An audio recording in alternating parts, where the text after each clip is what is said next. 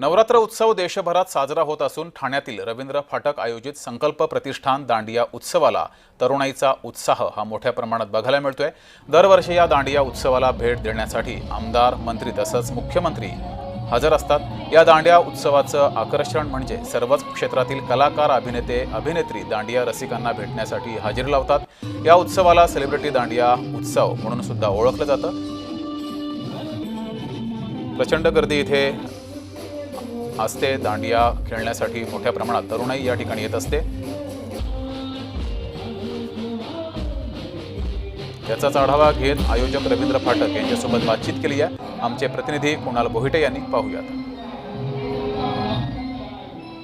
दरवर्षीप्रमाणे हे 20 वर्ष आमचं आहे आणि 20 वर्ष नवरात्र उत्सव साजरा करतोय आणि करत असताना देवीची कृपा, मंदिर पण झालेलं आहे। एवढं सुंदर मंदिर आपलं बांधलेलं आहे इथे आणि त्या माध्यमातून इथे हजारो भाविक इथे दर्शन करत असतात।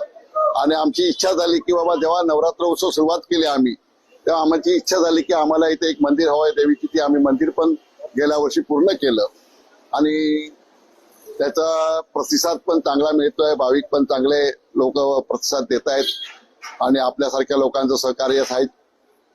पण मला वाटतं की आम्ही 20 वर्ष संकल्प प्रतिष्ठानच्या माध्यमातून हा दांडिया करतोय। आपला दांडिया संकल्प दांडिया ठाणे शहरामध्ये दरवर्षी याचा क्रेज वाढत चाललेली आहे आणि क्रेज वाढत असल्यामुळे मला वाटतं रोज तुम्हाला मला काय बोलायची गरज नाही, एवढे दांडिया रसिक खेळण्यासाठी येत असतात आणि आम्हाला पण आनंद होत असतो की नवीन काहीतरी दरवर्षी करावं आणि नवीन संकल्पना आणावी। त्या माध्यमातून आम्ही नवीन काहीतरी चेंज करण्यासाठी आमचा प्रयत्न असतो।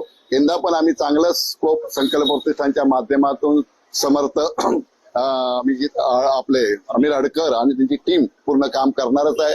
त्याचबरोबर मराठी मधली सर्व सेलिब्रिटी इथे दरवर्षी येतातच आहेत।